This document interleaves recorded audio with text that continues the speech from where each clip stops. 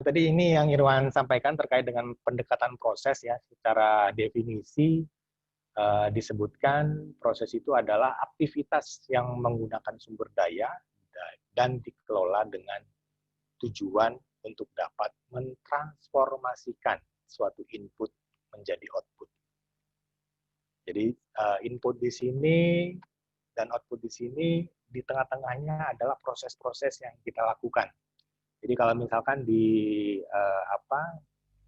industri manufaktur atau jasa, biasanya inputannya adalah permintaan dari customer.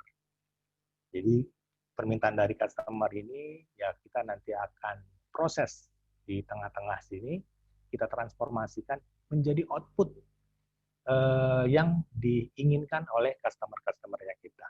Nah, proses-prosesnya sendiri ya tergantung dari bisnis sektor ataupun bisnis proses dari masing-masing organisasi ataupun perusahaan. Kalau industri manufaktur ya biasanya ada misalkan ada perencanaannya terkait dengan kebutuhan material, kemudian terkait dengan supporting prosesnya, terkait dengan misalkan kebutuhan material itu harus dilakukan pembelian dan sebagainya untuk purchasing. Kemudian baru masuk ke mesin produksi untuk dilakukan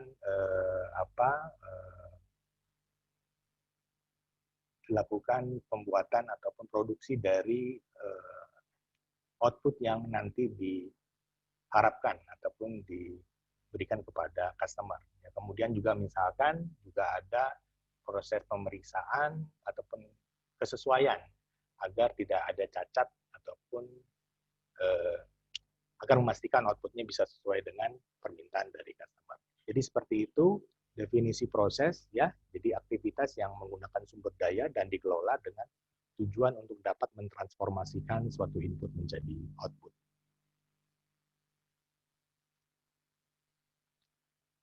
Nah, kemudian kita lanjut ke manfaat ISO 9001. Sebenarnya banyak manfaat dari ISO 9001, ini beberapa yang bisa Irwan rangkum ya. Apa sih yang bisa kita dapatkan dengan kita menerapkan khususnya ISO 9001. Yang pertama terkait dengan peningkatan efisiensi pada level pelaksanaan. Bagaimana bisa menemukan peningkatan efisiensi? Tadi istilahnya dari setiap proses yang kita identifikasi, kita sudah tentukan hal-hal apa yang harus diperhatikan oleh setiap penanggung jawab pada masing-masing proses. Jadi ketika nanti di ujung proses kita mendapatkan suatu ketidaksesuaian, kita bisa melakukan evaluasi secara terstruktur hal-hal apa yang harus diperbaiki. Ya tentunya tadi kita harus memastikan adanya standar baku yang kita tetapkan dalam kegiatan-kegiatannya kita untuk bisa kita lakukan evaluasi secara berkala dan melakukan mendapatkan efisiensi yang diperlukan pada proses-proses berikutnya. Nah, kemudian bicara manfaat yang lain, kita bisa konsisten terhadap pekerjaan yang dilakukan karena sudah adanya SOP ataupun instruksi kerja yang memang sudah kita buat berdasarkan bisnis proses kita masing-masing. ISO meminta di standarnya kita harus mengendalikan setiap proses-proses yang ada di dalam organisasi. Seperti apa kita mengendalikannya diserahkan kepada organisasi atau perusahaan yang menerapkan. Ya, salah satu bentuk yang bisa dilakukan adalah kita menetapkan standar baku pelaksanaan, standar baku proses. Jadi misalkan SOP ataupun instruksi kerja tadi. Jadi dengan adanya SOP tadi, kita bisa pastikan, kita bisa kendalikan konsistensi terhadap pekerjaan yang dilakukan. Kemudian biasanya untuk yang produk atau ya produk yang yang banyak variasinya, kita melakukan standarisasi tadi dapat kita minimalkan ya dengan tadi kita melakukan monitoring di setiap proses. Jadi tingkat kesalahan terhadap variasi yang tidak sesuai standar itu bisa kita kendalikan. Itu yang ketiga. Kemudian berikutnya terkait dengan manfaat ISO 9001 ini sebagai alat untuk mencari akar masalah. Nah, dengan kita menetapkan suatu standar ya, aturan main yang baku di masing-masing proses kita, berdasarkan bisnis prosesnya kita bisa melihat setiap ketidaksesuaian yang timbul, itu bisa kita telusuri akar masalahnya. Apakah biasanya sih kalau di penerapan suatu SOP ataupun aturan main itu, yang menjadi masalah adalah apakah SOP-nya yang salah atau orangnya yang tidak paham bagaimana SOP itu harus diterapkan. Itu kita bisa identifikasi dengan ya tentunya perencanaan-perencanaan yang sesuai pada saat awal kita men-set sistem ISO 9001.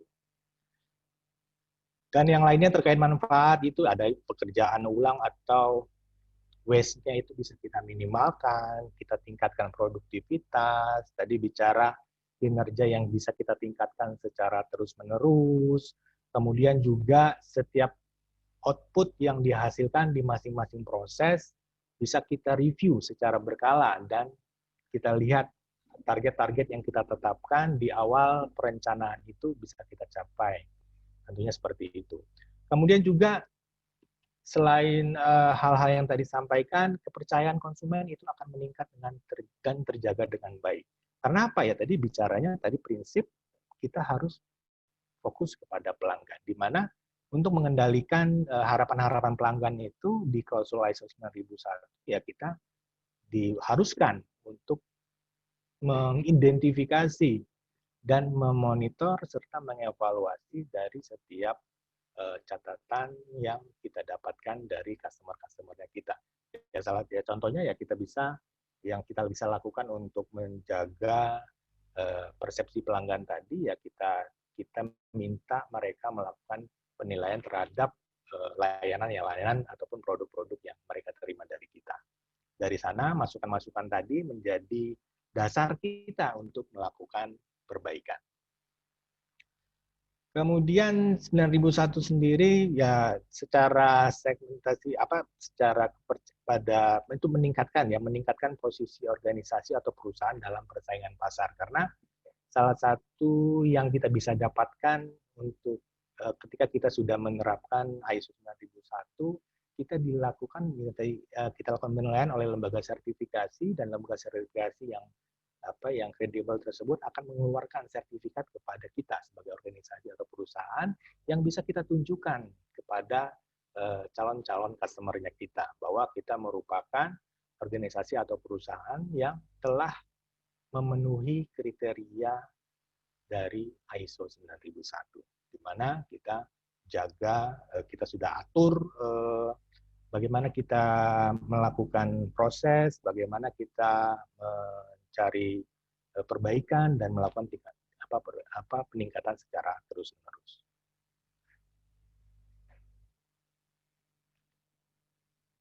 Nah, kemudian terkait dengan ini mungkin sudah masuk ke klausul ISO 9001 yang tapi Irwan coba mappingkan dengan konsep PDCA. Ya, Irwan bisa sampaikan di ISO 9001 itu terdiri dari 10 klausul. Nah, kalau dimappingkan dengan konsep PDCA tadi, di klausul-klausul terkait, misalkan di klausul 4, 5, dan 6 merupakan klausul untuk plan-nya. Jadi kita identifikasi hal-hal yang kita ingin rencanakan untuk memastikan sistem manajemen mutu kita sesuai dengan yang kita inginkan, sesuai dengan harapan-harapan dari pelanggan-pelanggannya kita. Kemudian di klausul 7 dan 8 ini merupakan hal-hal yang kita harus jalankan berdasarkan perencanaan-perencanaan yang kita sudah tetapkan di awal.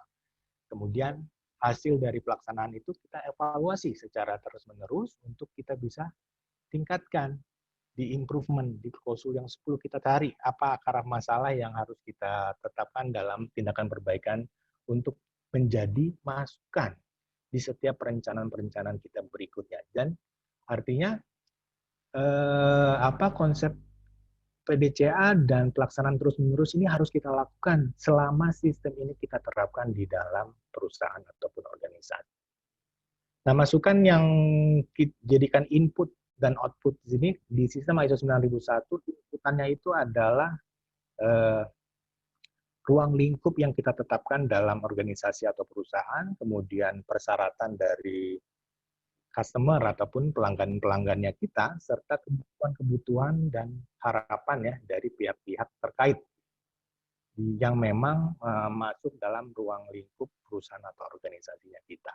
Dan output-nya sendiri merupakan kepuasan pelanggan yang mereka dapatkan dari setiap produk atau layanan kita.